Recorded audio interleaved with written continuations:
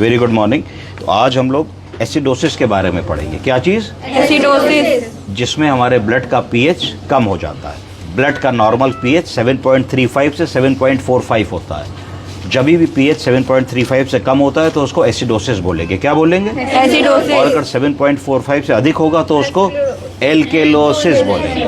तो हमारे पास इस पर्टिकुलर पेशेंट में इसका पीएच कितना लिखा है? 6.92। तो 6.92 का मतलब है हमारा पेशेंट सीवियर एसिडोसिस में है। एसिडोसिस का मतलब है पीएच कम हो गया है। अब हमको पता होना चाहिए कि एसिडोसिस दो प्रकार की होती हैं, एक रेस्पिरेटरी और एक मेटाबॉलिक। कौन सी? अगर एसिडोसिस का कारण है कि कार्बन डाइऑक्साइड बढ़ रहा है और ऑक्सीजन कम हो रहा है तो उसको हम रेस्पिरेटरी एसिडोसिस बोलेंगे, और यदि ऐसा नहीं है तो उसको मेटाबॉलिक बोलेंगे। मेटाबॉलिक एसिडोसिस कब हो सकती है? जब उसका कोई मेटाबॉलिक फैक्टर गड़बड़ा रहा हो, जैसे कि ब्लड यूरिया, जैसे कि सीरम क्रिएटिनिन, जैसे कि लिवर फंक्शन, तो उसको मेटाबॉलिक कॉज बोलेंगे।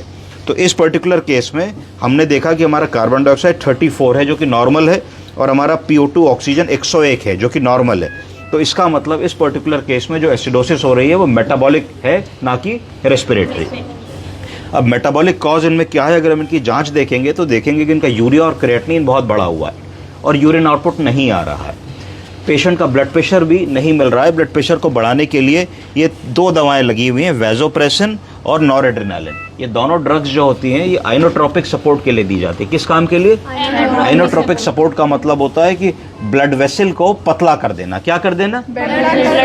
अगर एक गिलास पानी को तुम गिलास में डालते हो तो इतना दिखेगा, अगर उसको कैपिलरी में डाल दो तो बहुत ज़्यादा हो जाएगा, क्योंकि कैपिलरी का वॉल्यूम जो है कम हो जाता है, पतली हो जाती है वो ना। उसी तरीके से ये वैसो कॉन्स्ट्रिक्शन करती हैं। क्या करती हैं?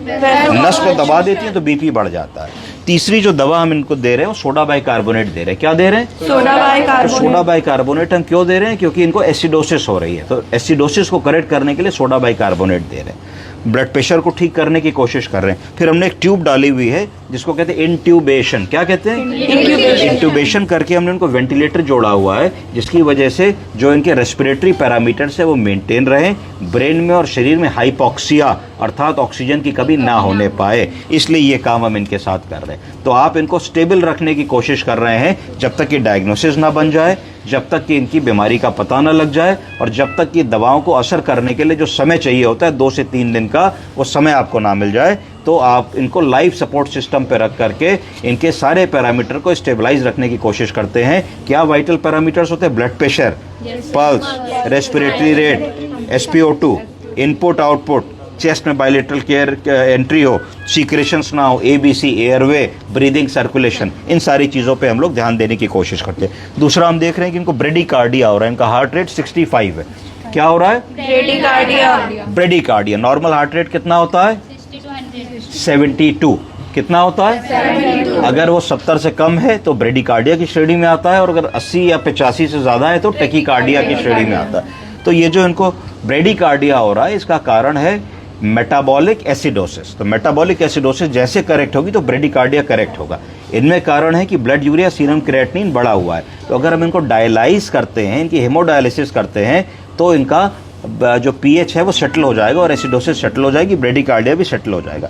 इनमें डायलिसिस करने के लिए एक समस्या आ रही है कि डायलिसिस करने के लिए ज़रूरी है कि आपका मीन आर्टीरियल प्रेशर यानी कि ब्लड प्रेशर 100 के ऊपर हो। इनमें ब्लड प्रेशर 100 के ऊपर अभी नहीं अचीव हो रहा है। तो जैसे ही लो BP में आप डायलिसिस करते हैं तो कार्डियक अरेस्ट होने का डर रहता है। तो अभी हम वेट करेंगे कि थोड़ा सा इनका ब्लड प्रेशर स्टेबलाइज हो। ब्लड प्रेशर स्टेबलाइज होता है तो इनको स्लेट डायलिसिस दी जाएगी, स्लो डायलिसिस। स्लेट डायलिसिस देंगे तो बॉडी से टॉक्सिन्स बाहर आएंगे, टॉक्सिन्स बाहर आएंगे तो इनका एसिडोसिस करेक्ट होगा, एसिडोसिस करेक्ट होगा तो ब्रेडिकार्डिया करेक्ट होगा और ये कॉन्शियस हो जाएंगे। समझे आप लोग? Yes sir. Thank you.